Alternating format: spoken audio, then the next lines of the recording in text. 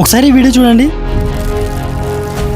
అక్కడ దొరికిన చనిపోయిన వారి బాడీస్ కనీసం ఎవరిదో కూడా గుర్తుపట్టలేని పరిస్థితి. నమస్తే ఫ్రెండ్స్ అందరికి. నిన్న సోమవారం ఎగ్జాక్ట్ గా ఈవినింగ్ అరౌండ్ 4:40 కి జరిగిన ఒక ఇన్సిడెంట్ ఏకంగా దేశానికి కలవర పెడుతుంది. ఊహించని విధంగా చూస్తుండగానే, అంటే మీకు అర్థమయ్యేలా చెప్పాలంటే, ఒక లావా అంటే 1600 డిగ్రీల టెంపరేచర్ తో మరుగుతున్న ఒక లావా డైరెక్ట్ గా మనుషులపై పడితే ఎలా ఉంటుంది? ఊహించుకుంటేనే ఒళ్ళు గుగ్గురు పుడుతుంది కదా. నిన్న సోమవారం సాయంత్రం ఎగ్జాక్ట్ గా అదే జరిగింది. స్టీల్ ప్లాంట్ లోపల ఒక్కసారిగా మోల్టన్ స్టీల్ ద్రవం పనిచేసే కార్మికులపై పడింది. అయితే అక్కడ కొన్ని రిపోర్ట్స్ 8 మంది, ఇంకొన్ని వాటిలో 10 మంది 12 మంది చనిపోయారని అంటున్నారు. కానీ ఎగ్జాక్ట్ నెంబర్ అయితే తెలియదు, కానీ చాలా మంది చనిపోయారు. గైస్, నిన్న అక్కడ అసలు ఏం జరిగిందో డీటెయిల్ గా మీకు అర్థమయ్యేలా చెప్తాను. వీడియోని ఇప్పుడు లైక్ చేసి వీడియో లాస్ట్ వరకు చూడండి. డేట్ నోట్ చేసుకోండి. మండే ఈవినింగ్ అరౌండ్ 4:15 to 4:40 ఈ మధ్యలో స్టీల్ మెల్టింగ్ షాప్ విభాగంలో దాదాపు 20 మంది పనిచేస్తున్నారు. సో ఇంకా దాంట్లో భాగంగా ఒక భారీ క్రేన్ హెల్ప్ తో ఒక పెద్ద బకెట్ తో SMS లోని మిక్సర్ వైపు తీసుకెళ్తున్నారు. SMS అంటే స్టీల్ మెల్టింగ్ షాప్. ఓకే, ఆ మిక్సర్ వైపు తీసుకెళ్లేది ఎందుకంటే ఆ ద్రవ ఇనుములో ఉన్న కార్బన్ అండ్ ఇతర వ్యర్థాలను రిమూవ్ చేసి అంటే దానికి కొన్ని కెమికల్స్ కలిపి దానికి ఒక స్టీల్ లా మారుస్తారు. సో అయితే అలా క్రేన్ తో బకెట్లు తీసుకెళ్లే సమయంలో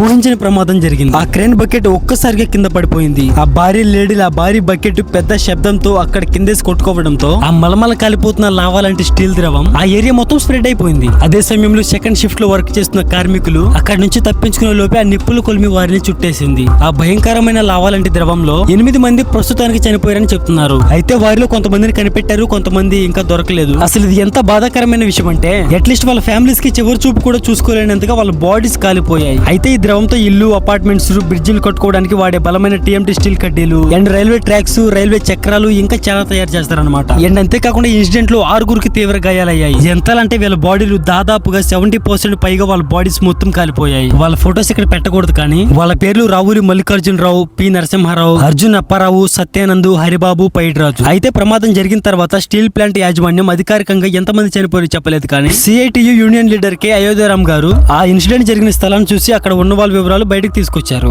అయితే అక్కడ స్టీల్ ప్లాంట్ మేనేజ్మెంట్ కేవలం లాభాల పైన ఫోకస్ పెడుతుందని, విభాగానికి సంబంధించి కనీస మెయింటెనెన్స్ పనులు కూడా సరిగ్గా చేయట్లేదని, కేవలం వాళ్ళ నిర్లక్ష్యం వల్ల ఈ ఘోరం జరిగిందని అని యూనియన్ నేతలు తీవ్రంగా ఆరోపిస్తున్నారు. అయితే అక్కడ పనిచేస్తున్న వాళ్ళు, అక్కడ పనిచేసే సూపర్వైజర్లు వీళ్ళు ఉంటారు కదా, వాళ్ళు చెప్పేది ఏంటంటే, ఈ ఇన్సిడెంట్ 4:30కి జరిగింది కదా, ఆల్రెడీ 4కి ఒక ఇన్సిడెంట్ జరిగిందని, అప్పుడు ఏం కాలేదు, నెక్స్ట్ 4:30కి ఇలా అయిందని చెప్పుకొచ్చారు. అండ్ వాళ్ళు చెప్పిన రీజన్స్ అది పాత మిషనరీ అవ్వడం అండ్ మెయింటెనెన్స్ కూడా సరిగ్గా లేదని చెప్పుకొచ్చారు. సో మనం ఇక్కడ చూసినట్లయితే నిజానికి వైజాగ్ స్టీల్ ప్లాంట్ హిస్టరీలో ఇది ఒక్కటే పెద్ద ప్రమాదం కాదు. సరిగ్గా గతంలో 2012 జూన్ 14న ఇలాంటిది ఒక ఘోరమైన ఇన్సిడెంట్ జరిగింది. దాంట్లో ఉండే ఆక్సిజన్ ప్లాంట్ బ్లాస్ట్ అయిపోయింది. అయితే అప్పటి అధికారులతో కలిపి మొత్తం 16 మంది అక్కడ పనిచేసే కార్మికులు సజీవ దహనం అయ్యారు. మళ్ళీ ఇన్నేళ్ల తర్వాత ఇప్పుడు జరిగింది. అండ్ ఈ ప్రమాదం పైన మన ప్రైమ్ మినిస్టర్ నరేంద్ర మోడీ గారు, మన ఆంధ్రప్రదేశ్ సీఎం చంద్రబాబు గారు, మన ఎక్స్ సీఎం జగన్ గారు కూడా రియాక్ట్ అయ్యారు. అంతేకాకుండా నరేంద్ర మోడీ గారు చనిపోయిన వారికి 2 లక్షలు, అలాగే గాయపడ్డ వారికి 50,000 PMNRF నుండి ప్రకటించారు. అండ్ మన డిప్యూటీ సీఎం గారు కూడా చనిపోయిన వారికి 25 లక్షలు, గాయపడ్డ వారికి 10 లక్షలు ప్రకటించారు. ఇక్కడ ప్రాణం పోయాక ఎంత మనీ ఇచ్చినా ఏం లాభం చెప్పండి? అసలు మార్నింగ్ నుంచి న్యూస్ చూస్తుంటే నాకే ఏడుపు వస్తుంది. అసలు మీరు గవర్నమెంట్ ఏమైనా క్వశ్చన్ అడగాలనుకుంటే కింద కామెంట్ చేయండి. అసలు ఫ్యాక్టరీలో పనిచేసే ప్రతి ఒక్కరు ఒక తండ్రి, ఒక భర్త, ఒక కొడుకు, ఒక స్నేహితుడు. వాళ్ళ ఇంట్లో ఉన్న నవ్వులు, వాళ్ళ పిల్లల హోప్స్, వాళ్ళ అమ్మ నాన్న ప్రేమ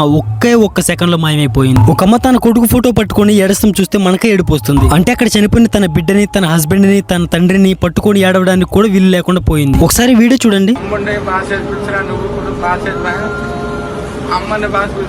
అక్కడ ఒక తండ్రి చావు వంచుని నిలబడి తన 2 బిడ్డలకు చెప్తున్నాడు, కొట్టుకోకండి, బాగా చదువుకోండి, అమ్మను బాగా చూసుకోండి అని చెప్తున్నాడు. ఇది చూసిన ఎవరికైనా గుండె చూకుమనే ఉంటుంది కదా. ఆ స్టీల్ ప్లాంట్ విశాఖపట్నానికి ఒక ప్రైడ్. కేవలం అది వైజాగ్కే కాదు, మన 2 తెలుగు రాష్ట్రాలు కూడా ఒక ప్రైడ్. అలాంటి ప్రైడ్ వెనక ఇలాంటి ఎంతో మంది చెమట, రక్తం ఉంది. అండ్ ఈ రోజు గవర్నమెంట్ కి చాలా ప్రశ్నలు వస్తున్నాయి. అసలు క్రేన్ ఫెయిల్యూర్ ఎందుకు జరిగింది? ఏదైనా మెయింటెనెన్స్ లో లోపం ఉందా, లేదా ఏమైనా పాత ఎక్విప్మెంట్స్ యూస్ చేస్తున్నారా? అండ్ కాంట్రాక్ట్ వర్కర్స్ కి పర్మనెంట్ వర్కర్స్ లానే సమానంగా సేఫ్టీ ట్రైనింగ్ ఇస్తున్నారా? ఖచ్చితంగా వీటన్నిటికీ గవర్నమెంట్ ఆన్సర్ చెప్తుంది, చెప్పాలి కూడా. ఈ వీడియోలో నేను మాట్లాడిన ప్రతి మాట చనిపోయిన ఫ్యామిలీస్ కోసమే. జస్టిస్ కోసం మనం ఉండాలి, మనం ఖచ్చితంగా నిలబడాలి. జై హింద్. నేను మీ Arya. Thanks for watching. Next వీడియోలో మళ్ళీ కలుద్దాం.